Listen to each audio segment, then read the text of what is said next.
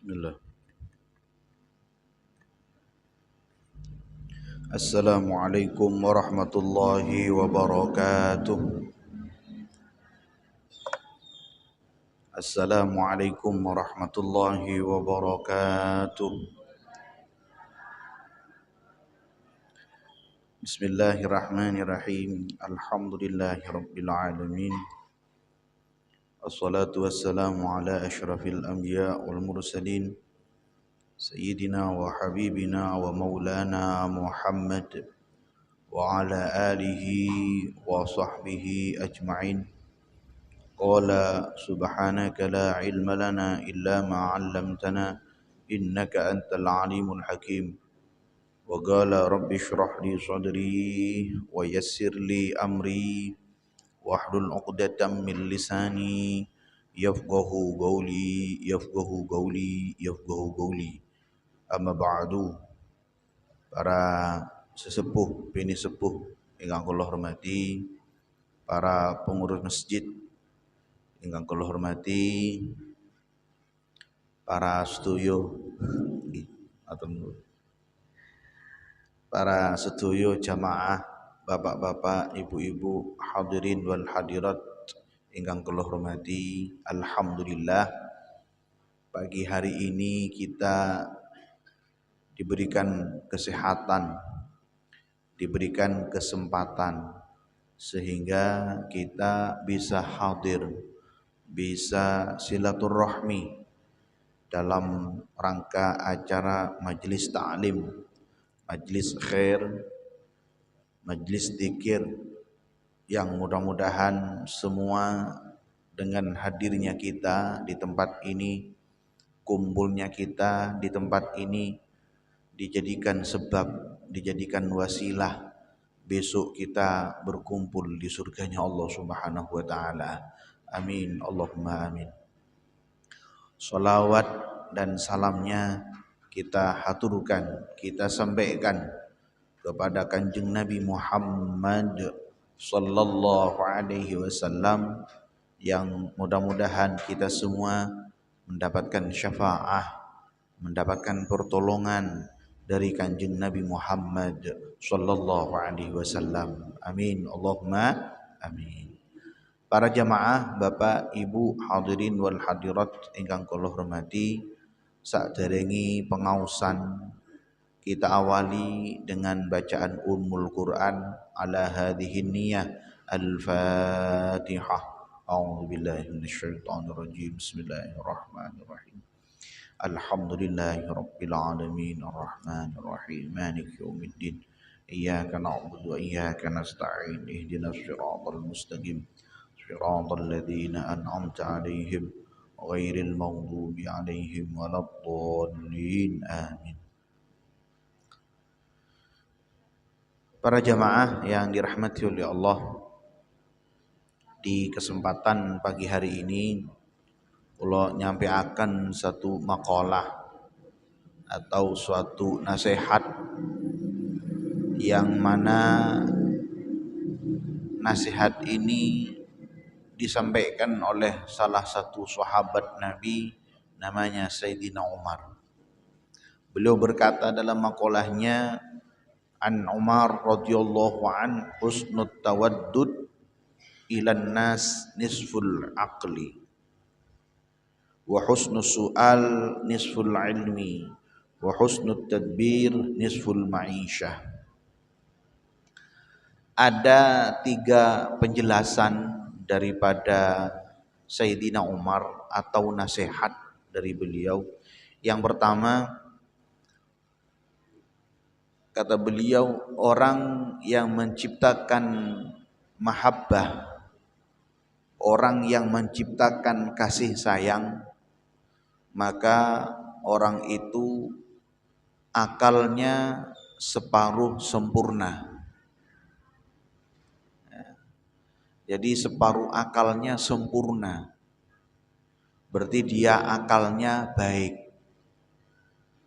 Tapi sebaliknya, kalau orang itu selalu menciptakan permusuhan, pertikaian, maka juga separuh akalnya hilang. Ini tergantung kepada kita. Apakah kita mau separuh akal sempurna atau separuh akal hilang? Kira-kira ibu-ibu jamaah pingin sempurna, nggih. Akalnya pingin sehat, akalnya pingin waras. Nah, bahasa kasari ngoten. Lek pingin akale pingin waras, pingin sehat, yo monggo bersama-sama ciptakan kasih sayang. Jangan suka menciptakan kegaduhan, pertikaian, kebencian dan lain sebagainya. Para jemaah yang dirahmati oleh Allah, wabil khusus yang paling terpenting di dalam keluarga. Yang paling penting dalam keluarga. Kalau keluarga sudah bisa tertata, keluarga niku bisa terkonsep, yakin untuk orang lain akan bisa tertata juga.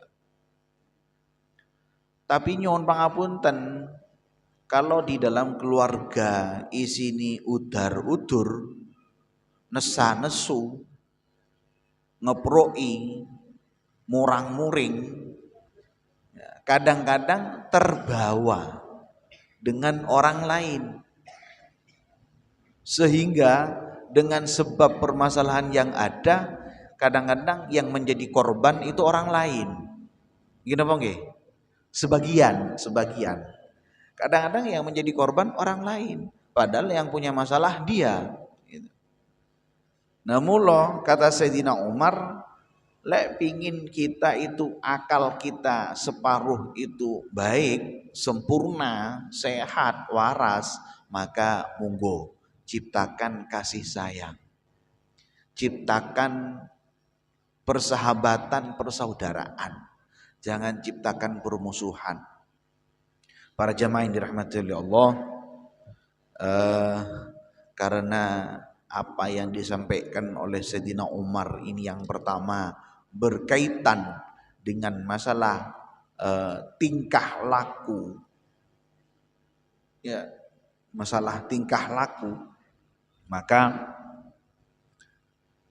semampu mungkin dan sebisa mungkin bagaimana caranya kita berekspresi atau menampakkan diri kita itu menjadi orang yang baik di hadapan Allah, baik di hadapan manusia.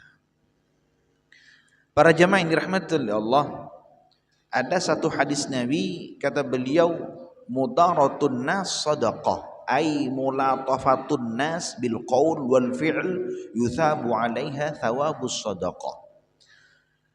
Dawuhipun Kanjeng Nabi, orang itu kalau baik dalam cara berbicara, baik dalam cara bertingkah, tingkahnya baik, ngomongani baik, maka kata beliau itu sudah tak ubahnya mendapatkan ganjaran sedekah kepada kita. Lenggih, nyon pangapunten nggih, nyon pangapunten.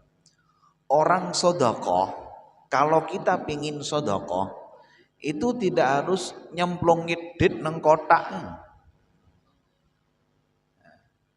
Tidak harus nyemplungin duit nang kotak, terus Jumat berkah. Enggak. Sedekah yang paling ringan dawuh Nabi adalah senyum. At-tabassam sedekah. Senyum itu sedekah. Mula nyon pangapunten iki. Kita semua itu yaitu tadi ciptakan kasih sayang. Artinya apa? Senyum tampakno. Ketemu bolong, ketemu tonggo, ketemu dulur, khususnya ketemu bojo, ketemu anak, ketemu orang tua, senyum. Tapi ojo senyum karepe dhewe. Ya. Ayo senyum. Jangan merengot tok. Lambe irung rai dadi siji. Ora cocok merengot. Ora sepaham merengot. Nggih napa nggih? Ada yang suka merengut. Pak, Bu, suka merengut. Ampun merengut. Ya. Misalnya lagi beda paham, beda pengertian, beda pengetahuan. Ojo merengut, sing sabar. Kalau bisa dirangkul, jangan malah dipukul. Ya. Jadi para jamaah yang dirahmati Allah, jadi orang itu kalau tutur katanya baik, jadi begini, kalau dibuat kata-kata begini. Etika atau adab itu tidak cukup dengan disusunnya bahasa atau kata-kata indah. Nah, itu tidak cukup. Lek ngomong, wih lemes, nengarepe tok. Halo, ngene apa nggih? Lek nengarep, nggih, betul. Teko, hah? Lah nyuwun pangapunten, lek kalau di depan Masya Allah sopan, ajib, luar biasa ini orang. Tapi di belakang yo ndak cucok. Jadi kalau kita pingin menjadi orang yang ahli sedekah, tidak melalui uang, tidak melalui harta, ya paling tidak kita cara ngomong yang baik. Cara bertingkah juga baik. Tingkah kita kepada yang lebih sepuh, tingkah kita kepada orang tua, tingkah kita kepada guru, tingkah kita kepada tetangga, tingkah kita kepada orang yang ada di sekitarnya. Ini nyuwun pangapunten. Ndak gampang hidup itu, Pak. Butuh proses. Loh, nyuwun pangapunten nggih. Orang itu ingin menjadi baik, itu butuh proses. Ndak moro-moro ndak bisa, butuh proses. Lelek pengen dadi wong elek gampang. Tinggal main slot wis elek wis. Tinggal minum ciu wis elek. Tinggal gampang. Tapi kalau kebaikan sulit, butuh paksaan, butuh riyadhah, butuh latihan. Mula nyuwun pangapunten nggih. Kiai-kiai kita, guru-guru kita luar biasa seperti itu melalui tirakat dulu itu, latihan. Banyak riyadhah. Lu panjenengan coba tanyakan sama sesepuh panjenengan itu. Mula orang dulu itu rizkinya barokah, hartanya ditinggalkan untuk kita. Nggih napa nggih? Hanya kita sing entek ketok. Halo. Lho nyuwun pangapunten. Kenapa seperti itu? Karena beliau-beliau riyadhah kepada Allah. Lebih beda dengan sekarang ini. Kita sekarang itu pinginnya instan. Nggih napa nggih? Pingin langsung blum. Ora iso, Bu. Jenengan ngertos mie instan. Ngertos? Mie instan nih lho, Pak. Lo kita mau makan mie instan, orang langsung dimakan, orang langsung diemplok. Pripun? Digodok sik. Baru digodok kayak bumbu, gitu. Baru iso dimakan. Itu artinya apa? Proses. Hidup itu proses, jangan banyak protes. Nah, mula ada kata-kata jalani, nikmati, syukuri. Jalani prosesnya, nikmati hasilnya, syukuri apa adanya. Alhamdulillah. Jadi para jamaah yang dirahmati oleh Allah, monggo kita bersama-sama di dalam keluarga khususnya syukur-syukur sumrambah kepada kiwa tengen dan lain sebagainya untuk kita berperilaku, caranya ngomong, caranya bertingkah. Niki contoh sedikit. Sebenarnya sepele, Pak. Sepele, Pak. Ini sudah terjadi di zaman sekarang di mana-mana. Contoh misale, saya nggak tahu ini pernah terjadi sama panjenengan apa tidak. Contoh, misale panjenengan punya tamu atau teman, teman, atau sama suami atau sama istri atau sama anak. Kita ngobrol. Nanti gini, masalah itu nanti kita selesaikan begini. Oh iya. Nah, lo ndak taunya di pertengahan ngobrol dia megang HP.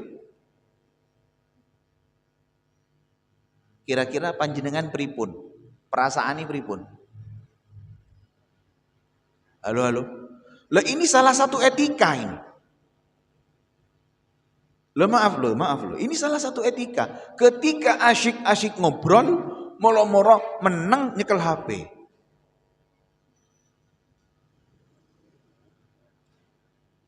Kira-kira ada ndak yang seperti ini, Pak? Hah? Ada ndak sekarang seperti itu? Teko. Yo mandek, ojo diulangi meneh. Nyuwun pangapunten, ini salah satu etika. Ini nyuwun pangapunten, sepele. Tapi misalnya panjenengan lagi ngobrol asyik, kok misalnya ada WA, ada telepon, panjenengan minta izin sih. Pak, Bu, nyuwun pangapunten, kula nampi handphone nggih rumiyin nggih. Mau ya sampaikan. Kula mau terima telepon dulu nggih. Kula ada WA sekedap nggih, kula balas rumiyin nggih. Ini ada salah satunya. Nah, kula niku contoh aja, kapan niku? Malam-malam jam 11 malam ada tamu. Assalamualaikum, salam gitu, tok pintu. Akhirnya ada keperluan kali kula ngobrol. Jadi kula capek nih. Lah ketika asyik ngobrol nggih buat ilmu, ini ilmu untuk saya. Ketika asyik ngobrol, moro-moro nyekel HP. Kula meneng. Iki bocah iki piye? Butuh ingin sesuatu karo aku, tapi aku malah dijak meneng nyekel HP. Tak tinggal turu yo piye? Aku menang neng kene kok malah ngobrol karo HP. Nah ini salah satunya. Kadang-kadang juga nyuwun pangapunten ini di dalam rumah anak, istri, suami megang HP kabeh. Nggih. Dewe-dewe. Jadi seakan-akan ngobrol sudah tidak seperti dulu, komunikasi sudah tidak seperti dulu. Kenapa? Kebanyakan HP. Boleh pakai HP, tapi ya itu tadi nyuwun pangapunten. Ini sepele, Pak. Sepele, Bu. Jadi kalau misalnya kita bertamu atau ngobrol dengan siapa, coba sih minta izin. Pak, Bu, kalau minta izin rumiyin ada telepon. Boleh, Pak. Kalau minta izin, Bu, kalau minta izin. Ini ada WA. Ini salah satunya. Begitu juga salah satu etika di dalam ngobrol itu juga ada caranya, Bu, Pak. Enggak segampang kita ngobrol. Misalnya kita ngobrol bertiga atau berempat. Panjenengan ojo ngobrol dewe. Kadang-kadang sebagian itu misalnya kita bertiga atau berempat. Saya sama teman saya. Kok saya ngobrolnya demiming atau mungkin ngobrol rindik. Ini jangan di depan teman, jangan. Ini salah satu. Aku ndak nyinggung jenengan udah, ndak nyinggung jenengan. Ini salah satu. Artinya apa? Takut dia itu perasaan. Jadi kalau kita ngobrol itu berteman ya, jangan sampai ndak jelas ngomongannya itu rindik. Nah, khawatir di sini ini sakit hati atau perasaan. Waduh, kok aku nggak dijak ngomong piye, nah gitu. Ini waduh. Ya Allah, sulit. Jadi butuh latihan. Jadi mula kata Rasulullah, orang itu kalau baik dalam ngomong, baik dalam bertingkah, itu sedekah. Sedekah. Salah satu etika, salah satu etika, salah satu etika juga begini, Bu. Kata Nabi, Kanjeng Nabi itu la yadhummu ta'aman. Artinya apa? Kanjeng Nabi ini salah satu etika. Kanjeng Nabi itu tidak pernah nyela atau nyela niku napa? Napa Pak nyela, Pak? Nyela makanan. Tidak pernah nyela makanan. Napa? Hah? Maido. Nggih, kok maido? Bahasa Indonesia ini napa, Pak? Maido makanan. Misalnya gini. Ini ada teh, nggih, ada teh. Bismillah, saya minum dulu.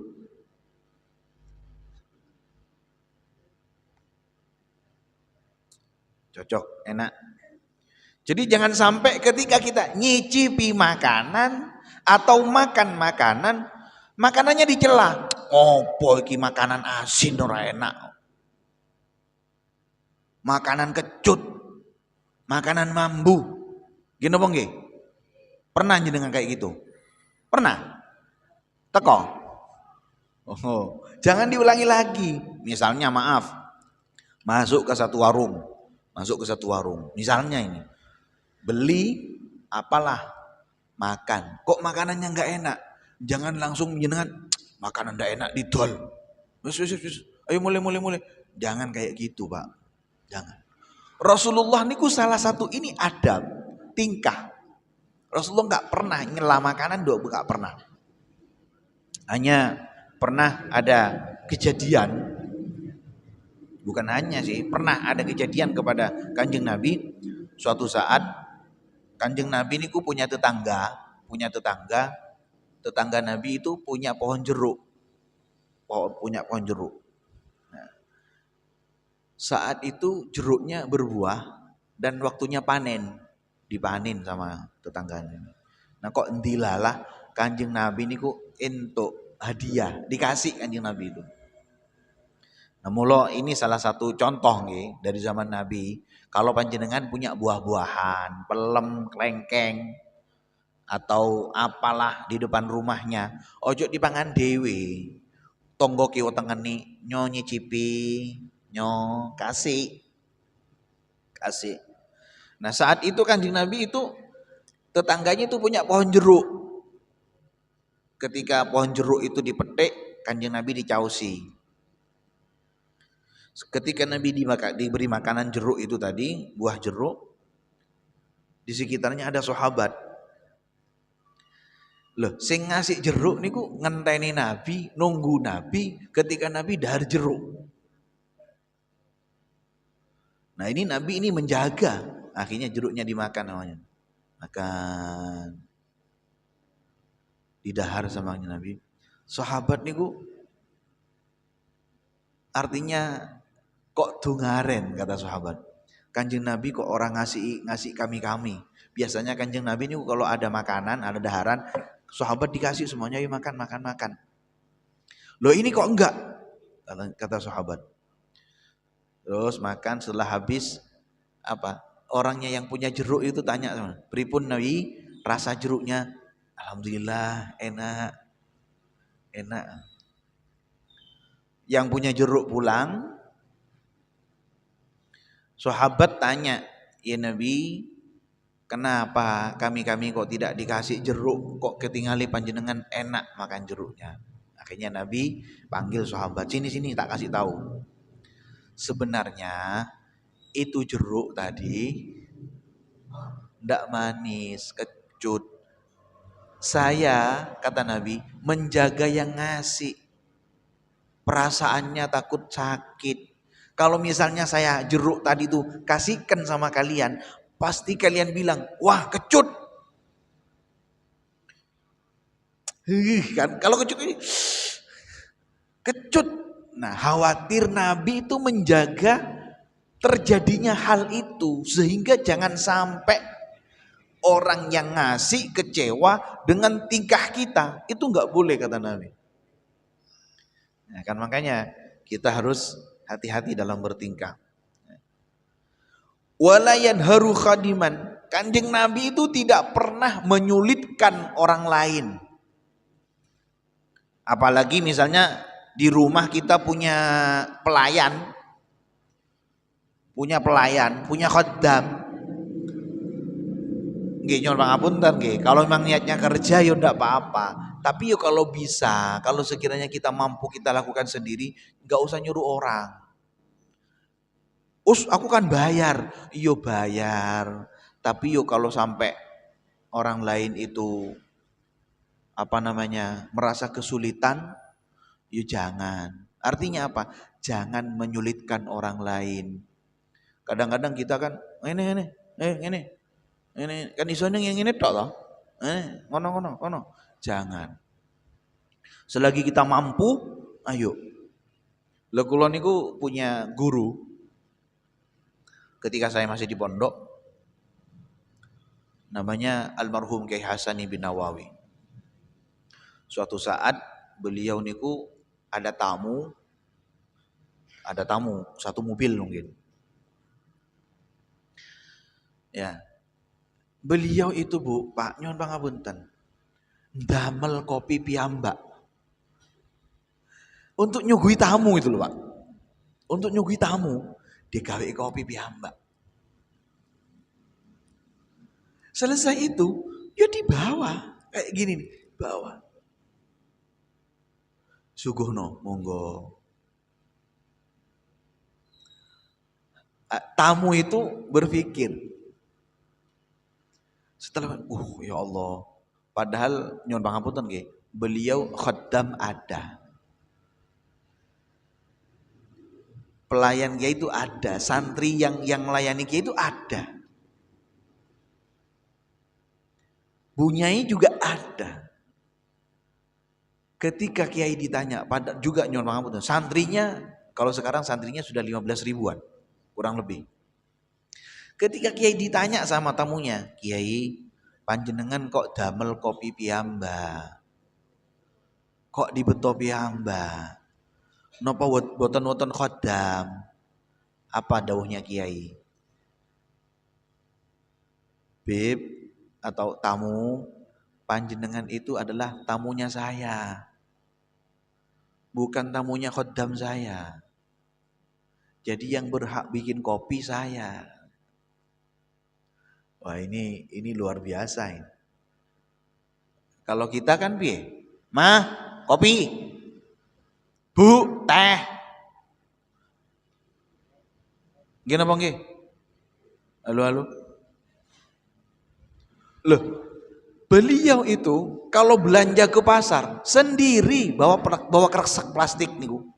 Beli ini, ikan ini. Jadi kalau sudah jam 6 biasanya, jam 6 beliau berangkat dari dalam ke pasar, jalan kaki, pulang naik becak. Padahal pasarnya di Tanggul tok ini loh. Di sini misalnya beliau jalan kaki situ, pulang naik becak.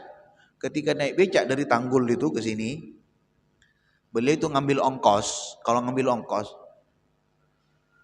iki nggak dilihat.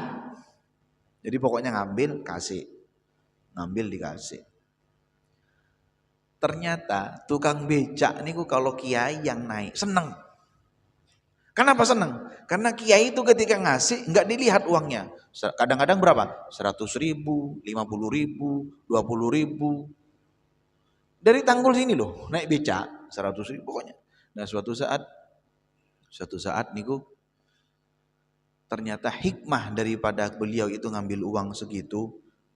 Ternyata secara tidak langsung kiai niku ngasih isyarah mulia cukup wis 100.000, cukup 50.000. Dulu kan 10.000 kan sangat berharga, cukup 20.000. Nah suatu saat ada tukang becak sama kiai dari Tanggul sini kasih, ndak taunya 100.000.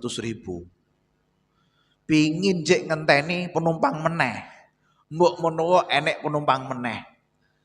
Nganter kiai jam 7, nunggu penumpang sampai malam ndak ada penumpang lagi.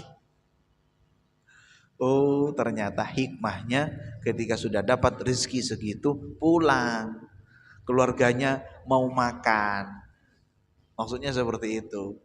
Nah, jadi para jamaah yang dirahmati oleh Allah, kalau kita kan beda nggih. Naik becak kan ditawar. Piro, Pak?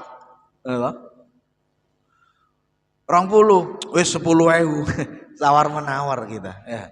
Jadi kita kalau mampu, kalau ada langsung kasih enggak apa-apa. Ya. Itu salah satunya, jangan menyulitkan orang lain. Gampangkan orang lain, kita yakin semua akan menggampangkan apa? Allah akan menggampangkan hidup kita. Inna ma'al usri yusra. Gampangkan. Tuh. Terus wala yadribu mra'atan, dan Kanjeng Nabi itu sebagai suami tidak pernah ngonek-ngonek ke bojo. Tidak pernah mukul bojo. Ndak pernah nesu karo bojo. Mungkin kalau nesu mungkin Nabi yo nopo nggih istilahnya. Apa yang ada dalam diri Nabi itu contoh. Dan yang paling banyak Nabi itu nggak pernah marah. Mungkin marahnya mungkin sesuatu yang mungkin menasihati saja. Ya, suatu saat Kanjeng Nabi ini kok Kanjeng Nabi itu Bu, Pak, kalau kepada istrinya panggilannya itu yang lembut. Contoh misalnya kepada Siti Aisyah niku kan. Siti Aisyah niku kalau dipanggil sama Kanjeng Nabi, panggilan yang sayang. Ya Humaira, wahai istriku yang pipinya kemerah-merahan. Nah, kalau ibu-ibu dipanggil nopo sama bapak? Bu, halo halo, cek cek cek. Ya, halo. Kalau ibu-ibu dipanggil nopo? Hah? Cerewet. Gembrot.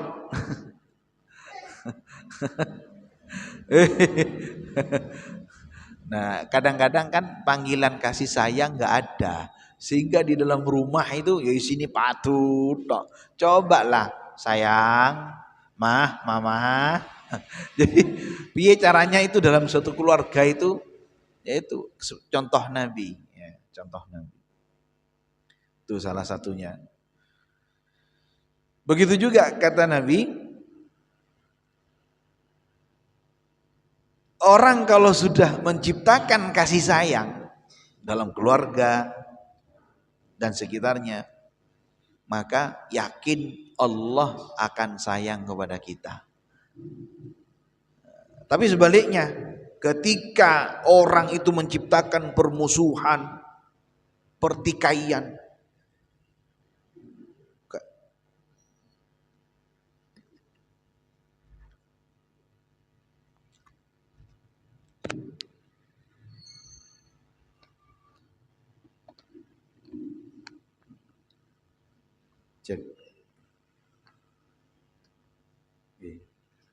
jadi sebaliknya, kalau orang itu selalu menciptakan permusuhan, pertikaian, itu jauh dari rahmatnya Allah.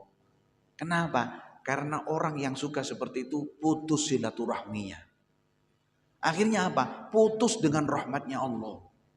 Tapi kalau selalu nyambung silaturahmi, maka orang itu akan selalu bersama dengan rahmatnya Allah Subhanahu wa taala.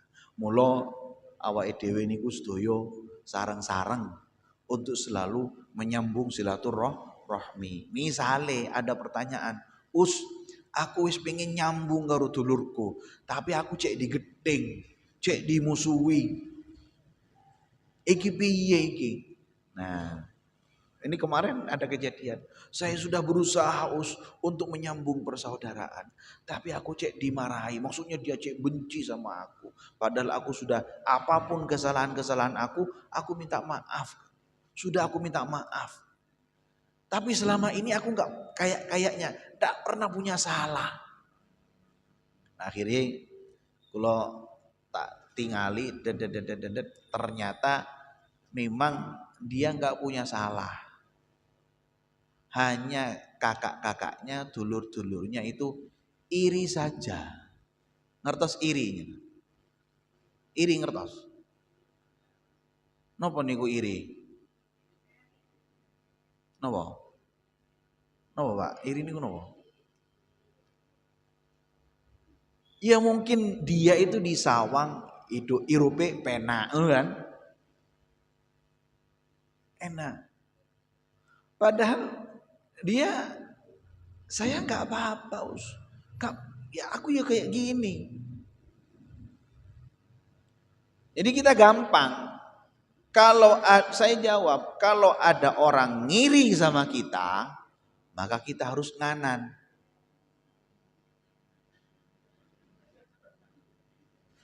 Halo, halo.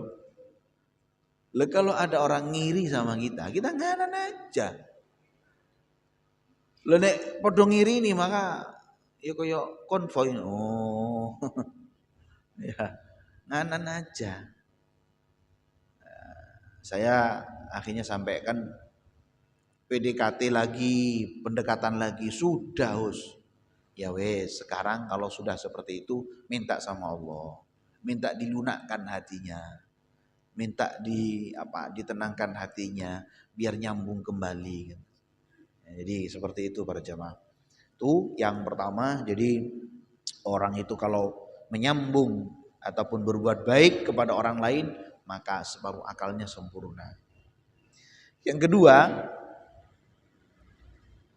wa husnus su'al nisful ilmi.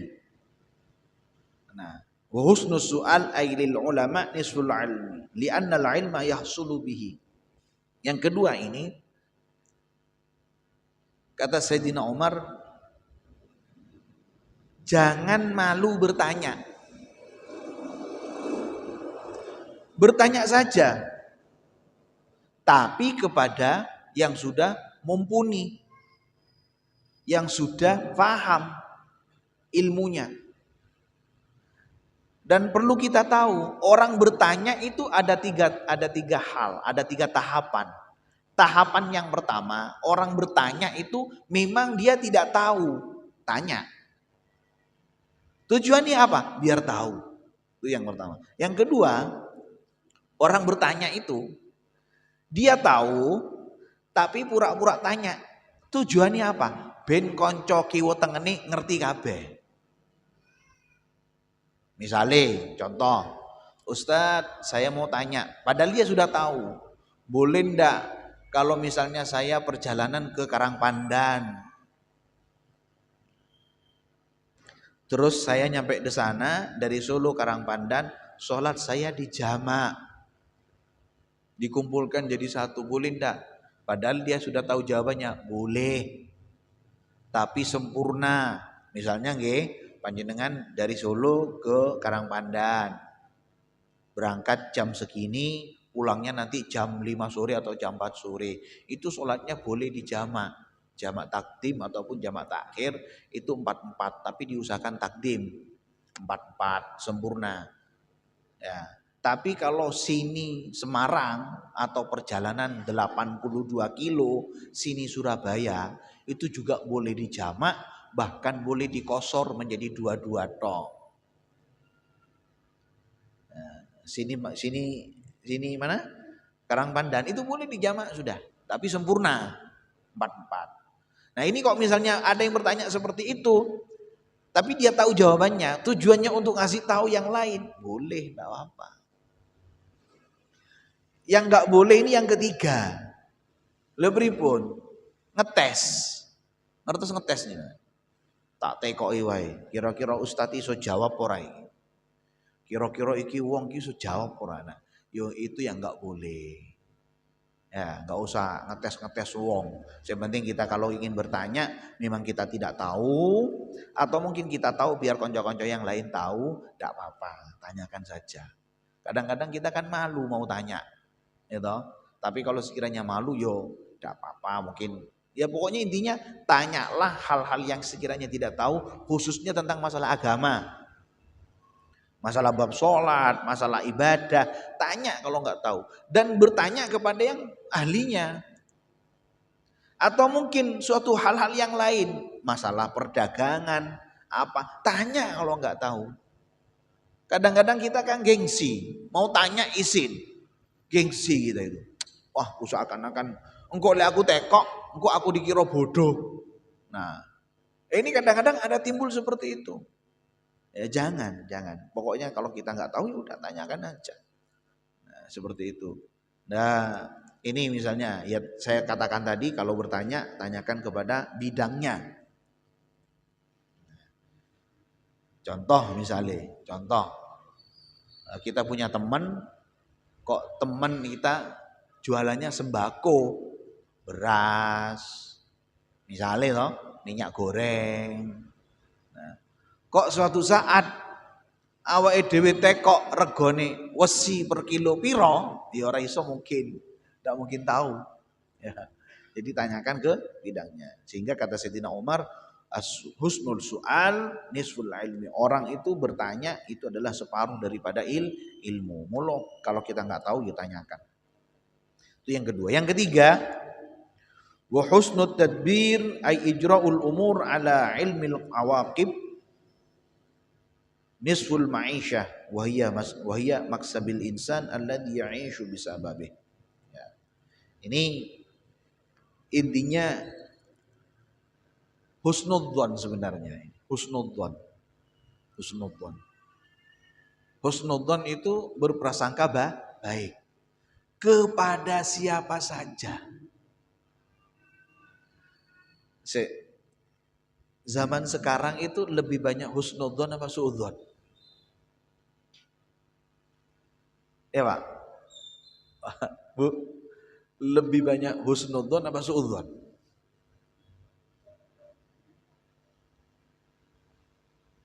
Ya silahkanlah, monggo panjenengan sendiri-sendiri. Pertanyaan yang lain, orang sekarang itu lebih banyak mengaku dirinya salah atau benar? Kebanyakan orang sekarang mengaku salah atau benar dirinya. Ya dilihat dari kejadiannya tapi nggak mungkin orang sekarang itu lebih banyak mengaku dirinya paling bener dewe. Lioni salah. Wong liya keliru kabeh. Apalagi ibu-ibu, ya Bu ya. Bu. Bojo salah tok di sini. Halo. Ngomong ngene salah, ngono salah. Ya, jadi intinya nyuwun pangapunten, jangan sampai merasa diri kita itu tidak punya salah. Sehingga kita sama orang lain pun ya nyuwun pangapunten nggih, orang itu kalau sudah merasa dirinya tidak merasa salah, maka yang ada apa? Suudzon sama orang lain. Keliru, orang lain itu salah tok. Ya jangan begitulah. Maka kita ini kalau bisa lebih banyak koreksi diri. Sehingga nyuwun pangapunten, kalau guru saya bilang kamu tetap husnudzon kepada siapa saja walaupun husnudzonmu keliru. Ya. Walaupun husnudzonmu keliru. Nah ini musim pilkada, musim coblosan. Husnudzon wis. Sing penting ojo padu. Jangan sampai terjadi seperti di Madura itu. Waduh, mati dikeroyok gara-gara pilihan bupati tok. Kenapa? Suudzon itu. Yang ada suudzon. Ya, kalau memang dia salah, yo kita nggak bisa berkata lagi. Karena yang ada orang-orang kebanyakan sekarang itu isinya suudzon. Seakan-akan orang lain tuh keliru, tok salah, tok. Ini jangan seperti itu. Jadi monggo kita husnudzon. Apalagi sama Allah. Allah mengucapkan dalam hadis kursinya, Allah berfirman dalam hadis kursinya, kata Allah, ana inda dhanni 'abdi bi wa ana ma'ahu. Aku ini menurut prasangka hambaku dan aku bersamanya. Dalam artian apa? Kalau kita punya prasangka kita baik sama Allah, pasti hidup kita yang baik-baik terus. Tapi kalau kita sama Allah punya prasangka yang enggak baik, kira-kira piye, ya hidupnya akan piye. Ya, jadi kita modalnya yakin kepada Allah bahwasanya hidup ini yang ngatur adalah Allah, yang menjadikan kita ini seperti ini adalah Allah Subhanahu wa taala, sehingga apa yang terjadi kita ambil hikmahnya, ambil pelajarannya. Iki kok ngene piye yo? Kira-kira hikmahi opo? Pelajarannya opo? Lah kalau sekarang apa yang terjadi itu tidak diambil hikmah, sing enek ya lara hati terus sampean. Jadi apapun yang terjadi ambil hikmahnya. Oh ternyata begini. Oh ternyata begini. Insya Allah kalau setiap kejadian itu kita ambil hikmahnya, maka kita semuanya akan kembali kepada Allah Subhanahu wa taala. Jadi para jamaah yang dirahmati Allah, kesimpulan apa yang saya sampaikan pada pagi hari ini, yang pertama, ayo kita saling menciptakan kasih sayang. Yang kedua, kalau memang kita tidak tahu tentang masalah apapun, jangan malu bertanya. Yang terakhir, kita harus tanamkan dalam diri kita husnudzon kepada siapa saja. Nggih? Ya Bu ya, Pak, nggih? Setuju nggih? Setuju. Bismillah, mudah-mudahan kita diberikan kemampuan bisa mengamalkan. Amin Allahumma amin. Sebelum saya tutup, ada pertanyaan? Kira-kira dari Bapak, Ibu? Tidak ada? Nggih, sampun cukup, ndak usah banyak-banyak. Sidik wae. Yang penting panjenengan amalkan, ya. Pulang dari sini ketemu konco, ketemu bolo, senyum, ya. Halo, assalamualaikum, senyum. Senyum. Tapi ojo senyum karepe dhewe ya. Nanti duduk di pojok senyum-senyum dhewe. Wah iki ojo-ojo kesurupan nih nanti. Jadi pokoknya tampakkan sumeringah ya. Jangan nampakkan hal-hal yang sekiranya kita berbau permusuhan dan lain sebagainya. Nggih, mungkin ini yang saya sampaikan, 3 nasihat dari Sayyidina Umar. Mudah-mudahan sehat semuanya, sukses semuanya, lancar semuanya, bahagia semuanya, terutama para sesepuh-sesepuh meriki, orang-orang tua saya di sini dan para pengurus sehat semuanya, jamaah-jamaah Bapak Ibu sehat semuanya, yang punya hajat dikabul oleh Allah hajatnya, yang sakit disembuhkan penyakitnya, yang punya musibah dihilangkan, dan mudah-mudahan yang punya masalah segera diselesaikan oleh Allah. Anak-anak kita soleh-solehah, mudah-mudahan kita diizinkan di ziarah Mekah, Madinah, haji, umrah, dan di akhiri usia kita husnul khatimah. Al-Fatihah. A'udzubillahi minasyaitonir rajim. Bismillahirrahmanirrahim. Alhamdulillahirabbil alamin arrahmanir rahim maliki yaumiddin iyyaka na'budu wa iyyaka nasta'in ihdinas siratal mustaqim siratal ladzina an'amta 'alaihim ghairil maghdubi 'alaihim waladdallin amin.